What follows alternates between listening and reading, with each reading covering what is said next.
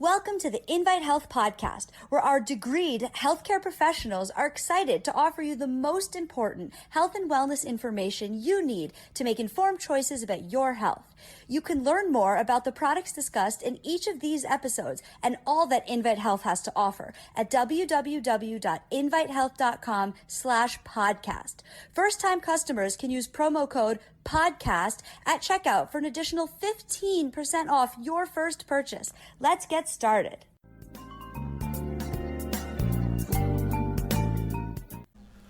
Collagen is a well-known ingredient for joint health, for skin health, and for bone health.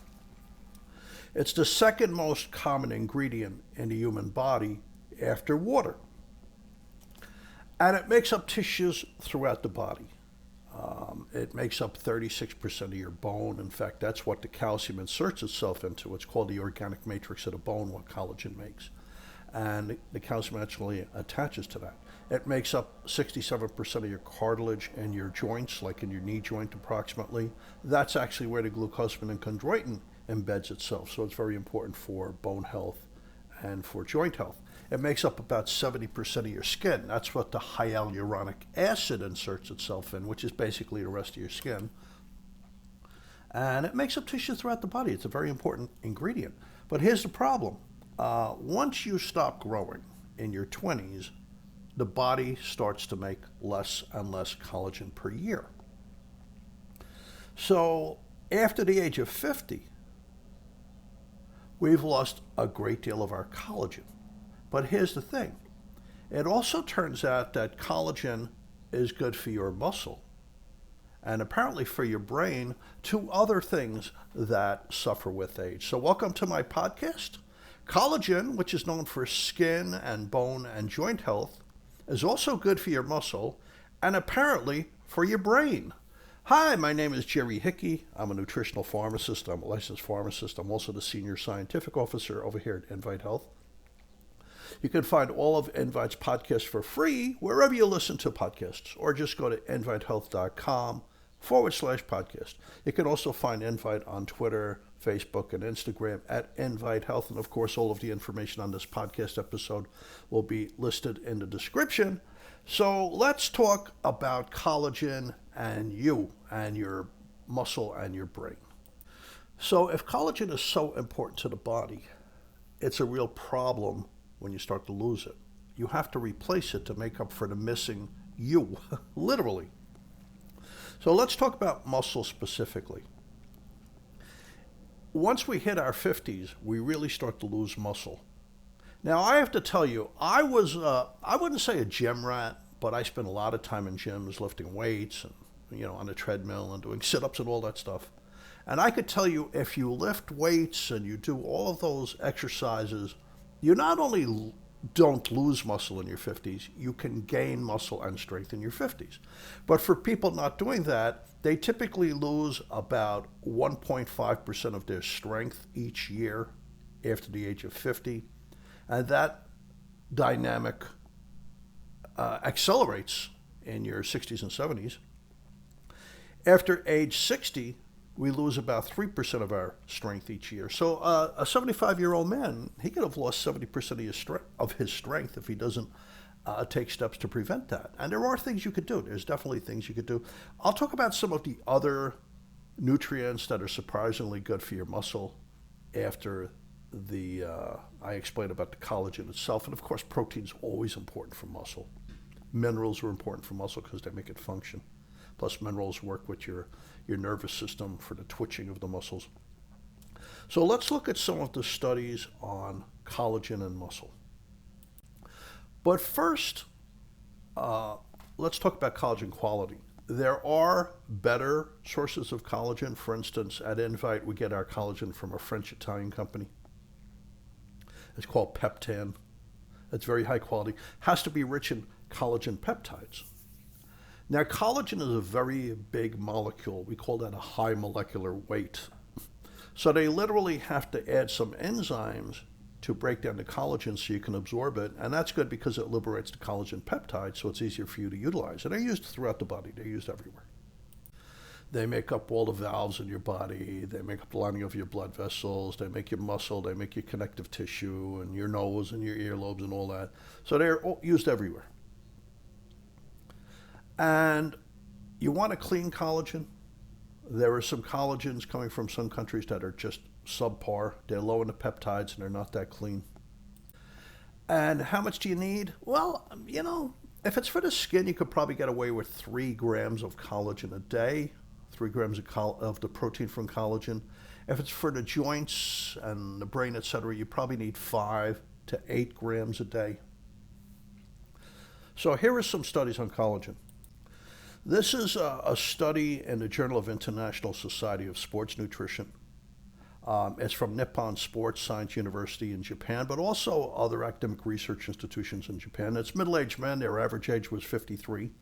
And they're randomly placed on either collagen or a similar-looking powder, but didn't have the collagen peptides on it, so we would call that a placebo.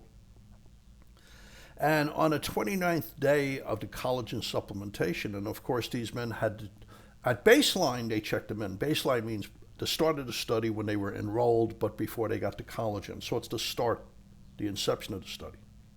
Then on the 29th day, after taking collagen, all the men performed 40 body weight squats. So I hate squats, never did them.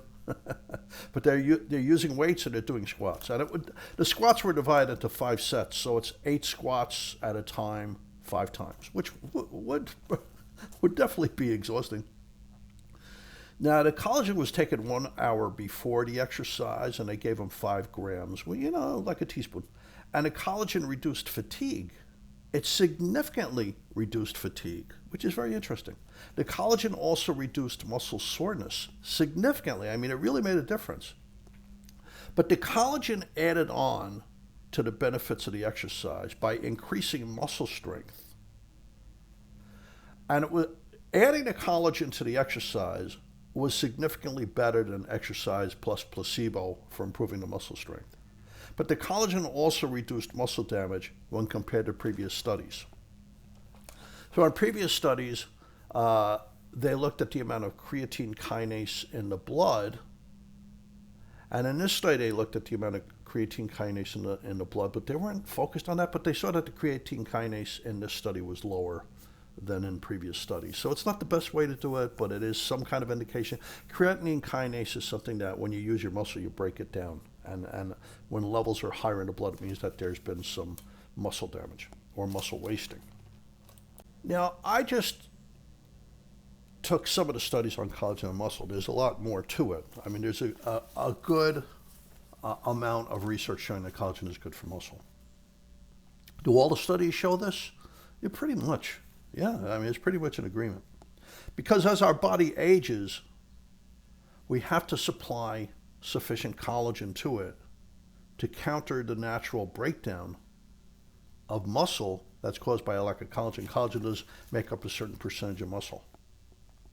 So this is the British Journal of Nutrition. Now they're looking at older people who are sarcopenic.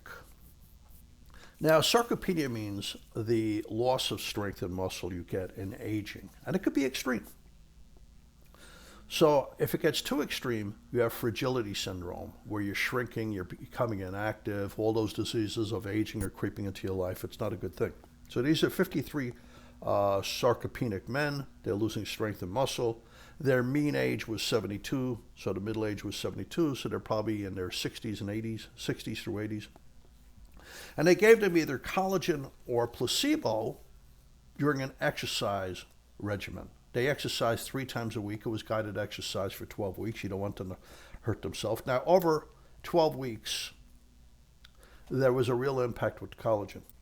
And of course, this was resistance training. I don't know if it was with bands or free weights or, some kind of machine with weights on it that restricts which muscles you use. But it was resistance exercise. And taking collagen in these elderly men, this is hard to do, increased their muscle mass. They had bigger muscles. They looked better in their t-shirt. It improved their thigh strength, and it was blocking muscle loss better than exercise only. So that's a really important point. Stopping muscle loss better than exercise only in these older men. Now, I have to tell you, I work out with weights every other day or every third day, depending on how hard I push myself, because I'm almost 70. It takes longer for my muscles to recuperate after I lift weights. So sometimes I have to, if I exercise Monday, maybe I'm not ready by Wednesday. Maybe I have to wait until Thursday. But that's okay because I don't want a soft tissue injury, which can, in my age, can take weeks and weeks to heal. And that can really get in the way of me playing sports and exercising and just, cause pain. So who needs it? So after I lift weights, generally I limber up. I do stretching exercises. I get on the bike for 20 to 25 minutes, and then I do more exercise, more stretching, and then I lift weights, and then I stretch a little bit after that too. That's generally my routine 3 days a week. But in between that, I'm riding my bike out in the street. When I say riding the bike before lifting weights, I'm doing a recombinant bike in my garage. But on other days, I'm using a punching bag, I'm gardening, I'm playing pickleball, maybe I'm kayaking, which I don't do as often as I used to. I no longer live on a lake, so I don't have the opportunity to kayak as much, but I love kayaking. So that's not the only exercise I get. I do a lot of walking because you need to get exercise pretty much every day. So what I do after I work out, I take collagen. I take a product called Collagen XHA by Dr. Alan Pressman. It's a great product. It tastes good too. Most collagens taste vile. This one tastes good. And then I add to that beta hydroxy beta methylbutyrate, which is better than protein pretty much for muscle. It's like what protein changes into to build muscle. And then I add to that Tenda Forte. It's called Flex H Extra product, but the ingredient is Tenda Forte for rebuilding my ligaments and tendons. So that's what I do after I exercise. And I take that as soon as possible. I put it in a shaker, and I shake it up with water, and I drink that. So I don't take the creatine before I work out. I take it after because your muscle fibers open up after exercise. It's easy to get these things in there. If I really overdo it with exercise, which at my age I try not to do, I'll take a calcium and magnesium and vitamin D because the calcium and vitamin D will get back into the muscle again and help prevent it from twitching, etc. That's important. If you run a marathon or something and your muscles are really, really fatigued, take some calcium and vitamin D to get it back into the muscle, and you'll see that the muscles recover faster. So here's a randomized controlled trial from Germany. It's in the journal Nutrients. It's Ruhr University. And this is young men with an average age of 24. And they took all kinds of measurements at baseline, which means they started the study, they enrolled these 25 young men, average age of 24, and they checked their strength and their muscle size and their blood levels and everything. And then they gave them a full body workout regimen 3 times a week for 3 months. And adding collagen versus placebo powder increased their muscle mass, and they also burnt more fat than exercise without collagen. So adding the collagen in even young people improved their muscle mass. They burnt more fat. So their fat-free body mass was improving. The fat was going away. Now, their strength improved modestly. It was better in the collagen group. Well, these guys haven't lost muscle yet. The 50 to 60 to 70-year-olds, the 80-year-olds, it's improving their strength much better because they've lost strength.